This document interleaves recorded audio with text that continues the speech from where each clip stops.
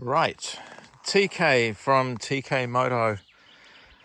I've been posting a lot about DR650s. I've been fixing them and modifying them and telling people to buy them.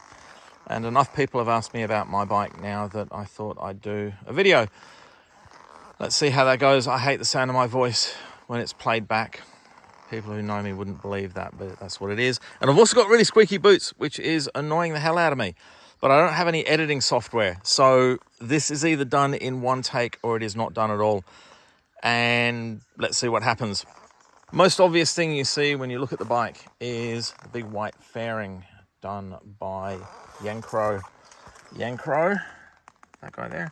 Yankro is Joe up on the north coast of Brisbane up at Noosaville. Yankro is also a company called Jebtech. They're all Joe. It's just him. He makes everything in-house. He does all his own work. These things are without doubt the best rally style towers for DR650s. There is nothing that comes close to them. They are rock solid. These have been crashed repeatedly. He's race tested them. They are cheap compared to everybody else's. They are easy to move around. You can pull the fairing off just by undoing these two pieces here. In fact, you can pull the fairing off by doing that. That's it. Fairing's off. Underneath you can see the rest of it. He's doing a brand new version at the moment, which is a copy of the Dakar looking ones with all the clear perspex and everything on them. They look great. They look really good. And that's going to be the new version that he does. See if I can get this back on as easily as I took it off. Probably not. You're supposed to use more than one hand to do it. Ah, hold the phone. I did say this was going to be done in one take, didn't I? If I had two hands, this would be a lot easier. You know what? It's on. Stay. WR450 front end. Let's take that back off again, because then I can show you the front end. So WR450 front end, first generation, 2003, I think. This front end's got 100,000 Ks on it. This is the second bike that it's been fitted to. I built this bike about 2.5 years ago, 2 years ago, whatever it is. This is pretty much the first time it's gone off-road because I just haven't had a chance to ride it. So it's been 2 years since I've been off-road. I'm riding like a nana. I think I've gone through the forest here today in single-digit speeds. So anyway, and underneath here are 10-watt Solstice LEDs, 100,000 Ks old at least. Still perfect, still work fine. Next to them are little old XR250 copies for the indicators, these things here.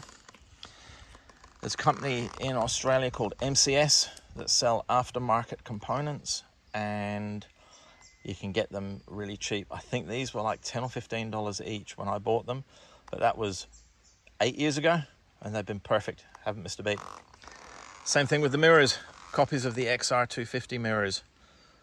Cheap, light, vibrate. There's a DR650, you'll get used to that. Proper Barkbusters from Barkbuster. They are an Australian company selling an Australian product. They invented the damn things. Buy them from them. I don't use anything else if I can avoid them. I really like the Barkbuster stuff. I think it's great. A service tank, which is the same as everybody else's a service tank because they were pretty much giving them away with the bike. This one is pretty old. Joe had it sitting up in his workshop for I don't know how long. When I got it, it was full of what looked like mold and fungus. I cleaned it out, put it on the bike, and I've been using it ever since. It's been perfect. Seat concept seat. This seat is 9 years and at least 200,000 Ks old. It's still fine. I will get round to replacing both the foam and the cover at some point, but that point is not yet because I'm lazy. FCR carburetor, so key and flat slide. That's pretty much the extent of what I do to DR650s if people are going to be taking them off-road or adventure riding them a lot. The stock motor is pretty much bulletproof. Once you start playing with that motor, you can make them, you don't make them fragile, but you make them a little bit less durable maybe. grind the weld out of the header, put an open pipe on it, put a flat slide on it, it will go the way you want it to. All the extra work that you do will give you more power, but it is a DR650, so the amount of power you're going to get out of it, it's not going to be huge. Hiding in there is a Wilbur's Racing rear shock. I got it cheap off a guy that I was working with, pulled it apart, rebuilt it, put it in the bike. It hasn't missed a beat. It's been brilliant. They're a really nice shock. I like them. Foot pegs. WR450 foot peg hanger with WR450 foot pegs on plates that I cut myself and drilled and fit in there that I forgot to paint, so now they're all rusty. Brake pedal is just the stock one, cut and bent slightly with the original springs held together with tie wire because, hey, mechanic. The exhaust is stock header with the weld ground out of it to Joe's custom mid-pipe to a Delcovic muffler. The custom mid-pipe is because of the rear tanks. The rear tanks are also the pannier racks, and the whole lot bolts straight on. It was Joe's fitting, so it bolted on with absolutely no problem at all. Fit together really easily. That side's the bag.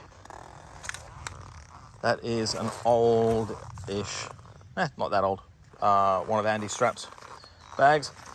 My old bum bag with bits and pieces. If you ride a DR, you'll never need anything that's in there anyway. You'll be fine. Vince Strang Motorcycles down at Inverell. He is absolutely the DR guy. He knows more about them than pretty much anyone else. He's most likely sold more DR650s than anyone else in the country. And he had these made up. He started making these things, it's got to be like 15, 20 years ago. There are probably better ones out there, but these are cheap. They're solid, they've done their job perfectly, and this thing is a couple of 100,000 Ks old. I've never broken a chain so far because I look after it. But again, you can just see the flat slide in there. Up the front here, oversized front disc. The first generation of WR450 forks uses a different sprocket carrier and a slightly different disc to everything after. So you need to make sure when you buy them that they're the right ones. I bought this as the cheapest disc I could get off eBay because mostly what I wanted it for was the sprocket carrier. The disc is a piece of crap. It's done one ride of me riding like an absolute nana at single-digit speeds through the bush, and it's warped already. I would not be at all surprised if this disc exploded on the way home today. It wouldn't surprise me in the least. All I really wanted out of it was the sprocket carrier. Because it came out of China, they sent me the wrong one anyway. So that was money well spent. 50 bucks. I got what I paid for. The front tire is the unfortunately named Karoo Extreme. It's round and black with knobs on it, and it hasn't let go on me yet. So that's fine. Having said that, like I said, I'm riding like a nana. First time on the dirt in at least 2 years. But it is an exact copy of the Pirelli Scorpion Rally FIM, which is my all-time favorite tire to go on DR650s. They are a fantastic tire. This seems to be very similar. It does feel like it walks a little bit more than the FIM. Having said that, I can't actually remember what tire pressure I've got in this thing at the moment because I rode it up here on the road and then I didn't bother to stop and adjust my tire pressures because I'm an idiot. When you come up to the dash,